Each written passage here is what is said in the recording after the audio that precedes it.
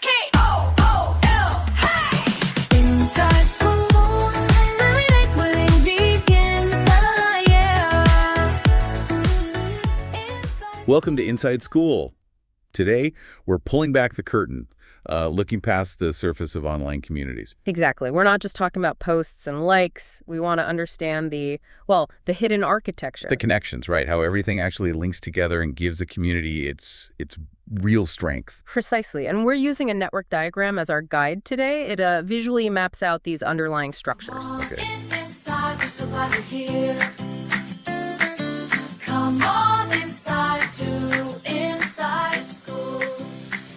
And our mission for this deep dive. It's really to grasp how individual members and, crucially, their relationships build up a dynamic, thriving community. And these insights, they apply way beyond just one platform. Got it. So this diagram, it's all about the connections then. Who's talking to whom, who's influential. That's the core message. It lays bare the importance of those links, and you see different roles emerge really clearly. Like these orange nodes, labeled most important nodes. What are they representing? Those are your central hubs. Highly connected folks, lots of influence. Think moderators, maybe founders, or just super active members. They're kind of the heart. Okay, the main arteries, maybe. And the green circled ones.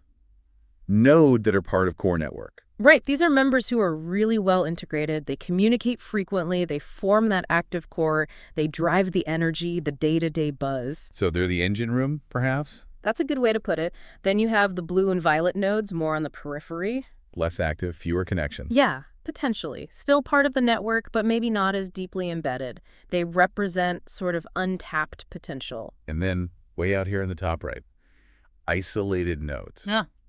No connections at all. None shown in this diagram, yeah. They seem detached. It really makes you think about their experience, doesn't it? Are they new? Feeling lost? Definitely.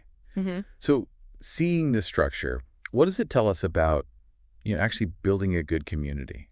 Well, first off, strong connections are obviously vital. It's not just about numbers. It's about that dense web of relationships that foster support, shared understanding. The sense of belonging, I guess. Exactly. And it highlights the need to actively nurture that core network, the green nodes.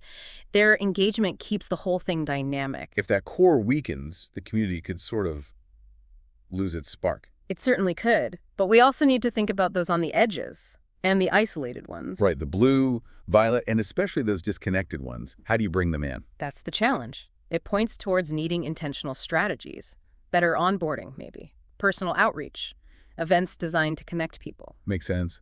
And what about those central orange nodes, the influential ones? There's huge value in identifying and supporting them. They can act as multipliers, spreading engagement, reinforcing community norms. Okay, let's make this practical. Say you're building a community on school. How does this apply? Well, you'd want to focus early on creating that active core. Find those first engaged members, maybe empower them somehow. And be deliberate about connecting newcomers. Yes. Proactively link them to others, maybe based on interests. Create spaces or discussions that pull people together. Avoid letting those isolated nodes just drift. So the big takeaway here seems to be looking beyond just the member list. Understand the network. Absolutely. It's the relationships between members that truly define the community. Understanding that network structure reveals where you can strengthen ties, engage more people. And ultimately foster a more vibrant environment for everyone. Yeah. And that leads to a good question for you, the listener, to reflect on. Think about a community you're in. Who seems central? Who forms that active core you see interacting all the time? And are there people who seem a bit disconnected? What small steps maybe could help strengthen that overall network? It's about looking deeper, isn't it? Seeing the patterns beneath the daily interactions. Exactly. Whether it's online, in your workplace, your neighborhood, understanding these dynamics lets you think more strategically about connection, community health, and, well, its future. It's looking beyond the immediate horizon.